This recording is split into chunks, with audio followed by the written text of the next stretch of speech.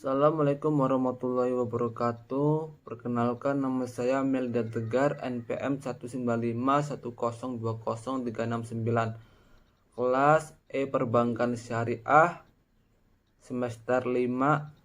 Video ini bertujuan untuk memenuhi tugas mata kuliah analisis laporan keuangan pada bank syariah. Jadi saya akan menjelaskan mengenai definisi, tujuan, manfaat, beserta siapa saja pihak-pihak yang berkepentingan di dalam laporan keuangan. Perbankan syariah merupakan bagian dari entitas syariah yang berfungsi sebagai lembaga intermediari keuangan, diharapkan dapat menampilkan dirinya secara baik dibandingkan dengan perbankan dengan sistem yang lain. Gambaran tentang baik buruknya suatu perbankan syariah dapat dikenali melalui kinerjanya yang tergambar dalam laporan keuangan. Tujuan laporan keuangan pada sektor perbankan syariah adalah untuk menyediakan informasi yang menyangkut posisi keuangan, kinerja, serta perubahan posisi keuangan aktivitas operasi perbankan yang bermanfaat dalam pengambilan keputusan. Selanjutnya, laporan keuangan adalah laporan yang dirancang untuk para pembuat keputusan, terutama pihak di luar perusahaan, mengenai posisi keuangan dan hasil usaha perusahaan. Laporan keuangan terdiri dari neraca, laporan laba rugi, laporan arus kas, laporan perubahan modal, dan catatan atas laporan keuangan. Tujuan laporan keuangan bank syariah pada dasarnya sama dengan tujuan laporan secara umum, dengan tambahan antara lain menyediakan yang pertama, informasi kepatuhan bank terhadap prinsip syariah, serta informasi pendapatan dan beban yang tidak sesuai dengan prinsip syariah bila ada dan bagaimana pendapatan tersebut diperoleh dan penggunaannya. Kedua, informasi untuk membantu mengevaluasi pemenuhan tanggung jawab terhadap amanah dalam mengamankan dan menginvestasikan pada tingkat keuntungan yang layak.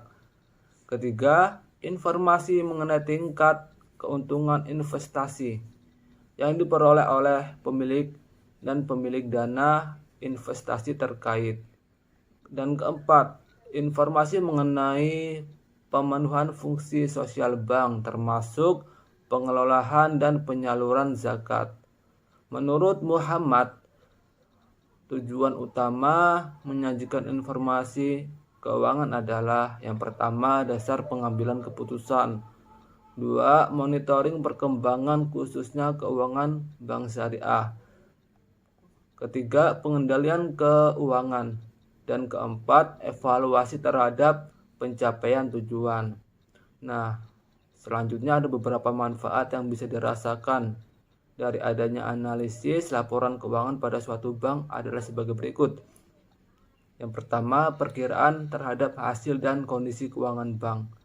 Kedua, diagnosis terhadap masalah manajerial, operasional, dan masalah lainnya. Mengurangi ketidakpastian yang sulit dihindari dan sering ditemui dalam proses pengambilan keputusan.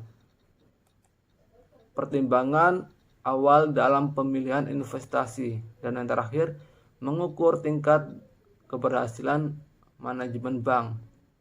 Selanjutnya, siapa saja pihak-pihak yang memiliki kepentingan terhadap laporan keuangan adalah sebagai berikut. Yang pertama, pemegang saham. Kepentingan terhadap laporan keuangan adalah untuk melihat kemajuan bank yang dipimpin oleh manajemen dalam satu periode. Kedua, pemerintah.